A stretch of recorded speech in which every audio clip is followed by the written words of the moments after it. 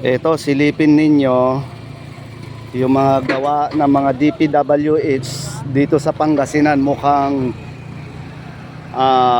sa ibang lugar lang mainit ang issue patungkol sa DPWH. Pero tingnan nyo naman ha, yung katulad nito. Tingnan ninyo ito. Nalaglag yung bato na yan or yung anong tawag dyan, riprap. Ibig sabihin nakatungtong lang dito. Walang bakal. Anong klaseng trabaho to? Engineer. Ha? Trabahong bobo to para sa akin. Nakalain mo, nakapatong lang pala yung mga yan. Oh, tingnan ninyo, meron pa doon oh, mga nagsisilaglagan. Oh, anong ibig sabihin yan? Ito, oh, nakikita nyo yung mga ganito. Yung mga ganito pala, nakapatong lang pala ito.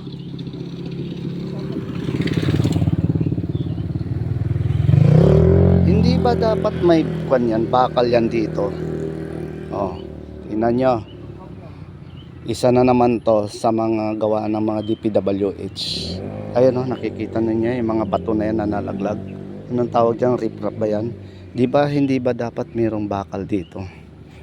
Dito nakalagay na nakatusok. Ibig sabihin, ipinapatong lang pala itong mga to na nakikita natin.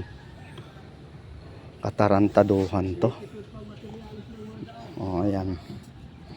See, nakita nyo na ha. DPWH ng Bayambang Pangasinan. Nakatuon lang ang issue sa ibang lugar, pero dito sa Pangasinan, dalawin ninyo. Secretary Vince Hison, dalawin nyo naman ang Pangasinan.